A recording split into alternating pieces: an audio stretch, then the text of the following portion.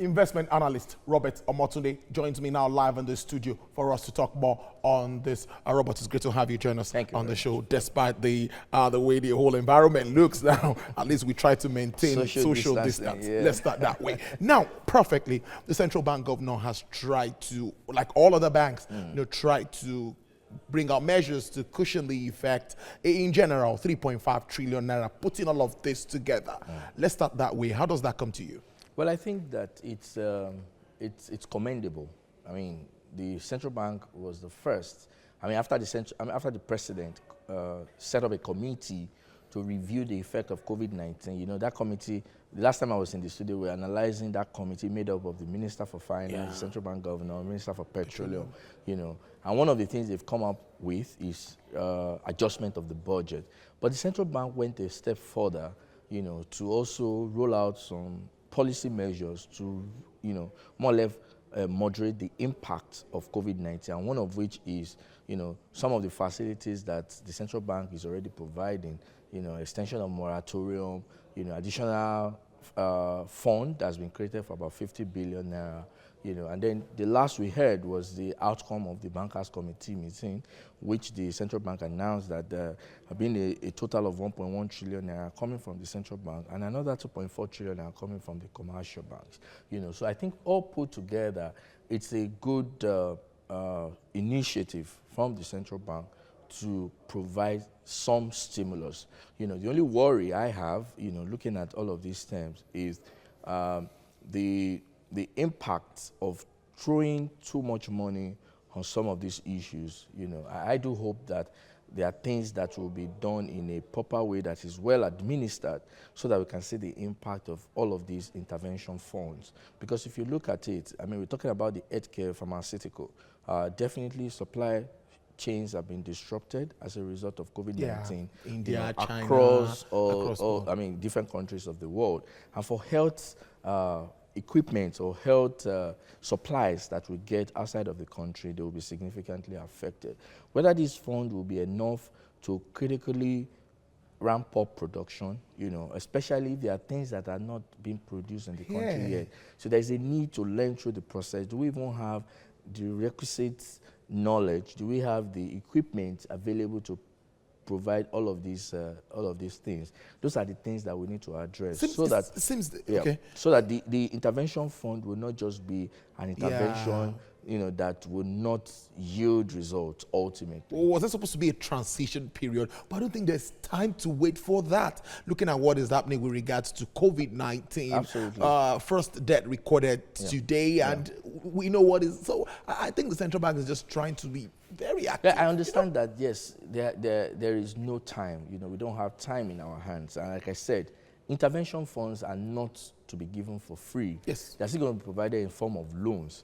I am just saying that we have to be sure of the process of disbursing all of these intervention funds, so that, again, because it's not all problems you can throw money at, you know. So if those who are in that sector are not even looking at that bit of expansion, you know, if you're in the pharmaceutical sector, you're not thinking of setting up a factory for the production, and somebody throws money at you, you know, your natural instinct wants to take the money, you know, but whether you will invest it in what is, you know, desired is another thing. I'm just saying that a lot of things need to be put in place so that a few months down the line, when we have now overcome, you know, the pandemic, we don't have other issues about non-performance of some of these, you know, facilities. I mean, that's essentially brings what us I'm back about. to the issue of backward integration. Absolutely. The issue of looking back inwards. Get raw material, source it here, and produce here.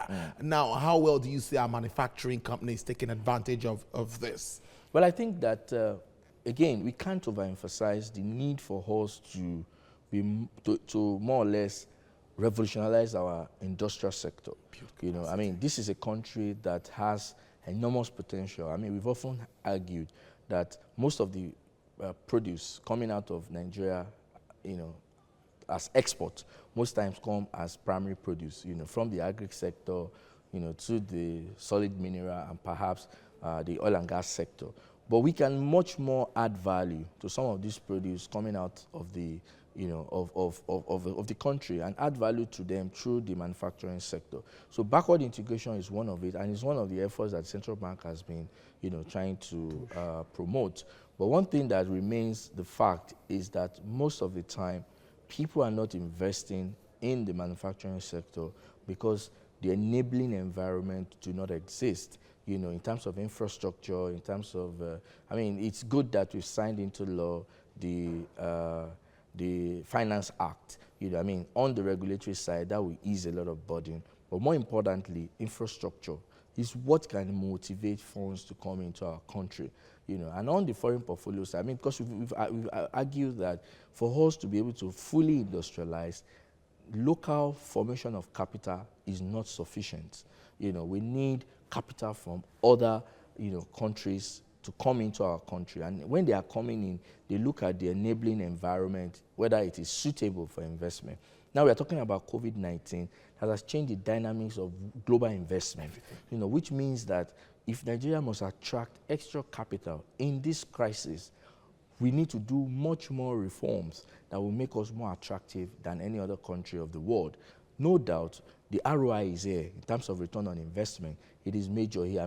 This is a country where you can make superlative return, but nobody wants to invest when the risk climate is so high. So one of the things we need to do as a country, even in this crisis, is to seek how we can de-risk our macroeconomic environment, how we can de-risk our investment climate, and then we will see funds flowing in. One of the ways to do that is to have an appropriate foreign exchange market. That's where we go to the big elephant in the cupboard, the forex market. We've seen what's been happening lately. It's been fluctuating, and the central bank has come to say there is no devaluation, but there was an adjustment.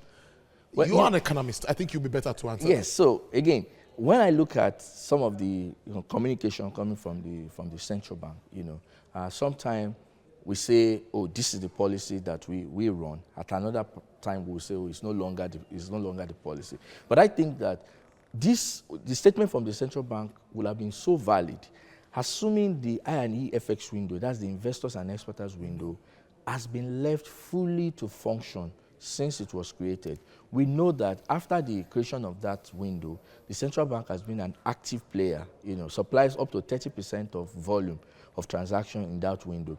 And one of the things the central bank has done is to ensure that each time the market is pressured, they supply as much that can create an equilibrium in the market. And the equilibrium level that the central bank desired before now has been between 360 to 365.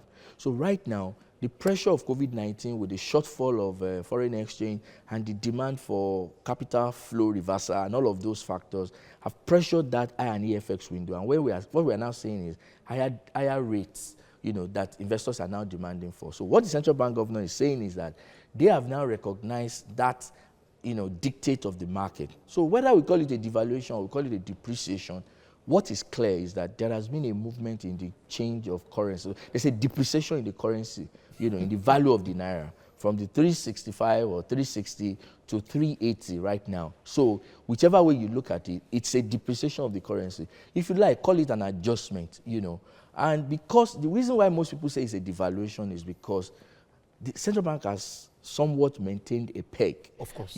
Even at the I&E FX window, where market dynamics has been dictating the pace, what the central bank does to maintain that peg is to supply as much so that the peg remains. So, but now they have recognized that market wants a different exchange rate, and they've also, supplied as much to, maintain that peg. So essentially, it's still a depreciation of the currency. They're directing all companies, local and domestic, now to sell FX to the central bank and no longer to the NNPC. That's also with regards to the drop in crude oil price, which has caused also a reduction in the price of PMS. Well, that happened last week at now 125 naira. Now, are we saying that we are now, they're looking at it's like we're not allowing the demand and supply theory to work for us? Is that what we're looking at? It seems like that when you look at what's going on at the petroleum pricing level. What I expect right now is, the NNPC GMD has said that by next month, that's April, it's going to be. we're going to see another repricing. But again, I'm saying that there may be no need for that if you just announce that the sector is deregulated. So forces of demand and supply, because the adjustment they want to do by next month is also to look at the changes that have happened, from the foreign exchange side, also to the, changes in oil prices, to use that to determine the rate. Once you are ready to do that, right now, given the dynamics, it means that there is no subsidy government is paying, And we are saying that this is the best time. Why don't you just exit that pricing conundrum and just allow market dictate it? Already, what the government is trying to prevent is higher pump prices, and market dynamics already suggest lower pump price now. This is a good time for government to exit, so that when things change again, maybe because of higher oil prices or maybe exchange rate depreciation, people will understand that it's not a sector that is fully deregulated, just like you have your kerosene and the diesel market. And this way, government can free up more resources because right now it's going to be like, it's a break for government in terms of pressure coming from petrol subsidy. But what happens if we overcome the effect of COVID-19 and oil prices rally up again? That means government will now resume subsidy payment, which is what we are trying to say, that this is the best time for government to exit that kind of subsidy. Just ease off and just let it go. Now, let's look at this effect. Let's assume, I want to be very blunt here. Now, let's assume there is a shutdown in Nigeria. Or, let's look at what's been happening all across the world. There's global fear, economic meltdown. Everybody is worried. Look at airlines, projection already. IATA is saying a lot of jobs will be lost. People are already losing jobs if you check on, So now, what do you think? What could play out in all of that? I think it's one scenario that this economy cannot afford. This is an economy that is still struggling. Exactly. Post-recession, we're already seeing this happening. I'm just worried that this will not already result in a recession, especially depending on how we handle it from the foreign exchange side. That's it. Because one thing that led to the last, recession we suffered was, the mismanagement or the misapplication of the appropriate policy on the foreign exchange market. For example, even this movement, this so-called adjustment, has gone to 380, whereas I know that fundamentally the naira should be pricing at slightly above 400 naira to the dollar. But again, whether we do the right thing will tell as to how we are able to mitigate those circumstances when they come. But clearly, what is so certain right now is that this economy cannot afford a shutdown. Whatever we need to do while we are managing the effects, transmission of this virus, we must also seek to get the economy moving. We can't afford a shutdown.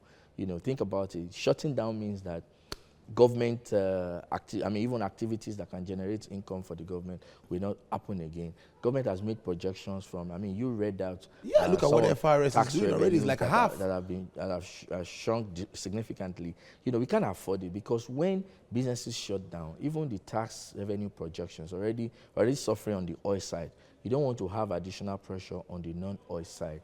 So perhaps what we are doing right now, companies are already implementing policies of working remotely. Yeah. Those are some of the things that we can do. Government can incorporate the same, but shutting down outrightly is what I know that cannot bode well for this economy. Let's end this discussion with this MPC meeting. We expect them. I know they will have a lot to talk about. Yeah. I can imagine. From the weekend, I was with them and I saw that they were really set for the week. The MDs and everybody, they're ready. What are your projections? What do you think? I think that the MPC, we have to the path of reasoning. This is an MPC meeting that, because of some of the intervention that we've seen the central bank come up with, maybe they have less to deal with, even though the issues are still much more. On the monetary side, monetary policy side, I do not think that they will tweak any parameters. So I expect the NPR will remain. I expect that CRR will remain. So the liquidity ratio will remain. However, the committee may reiterate some of its resolve to ensure that central bank keeps in line with its monetary policy mandate while preserving the exchange rate and price stability. That's the much I think they can do. It's always nice talking to you. Thank you for joining us this Monday. Robert Omotunde, investment analyst there, giving his views there on COVID-19, its effect on the Nigerian economy, and also interventions by the Central Bank of Nigeria.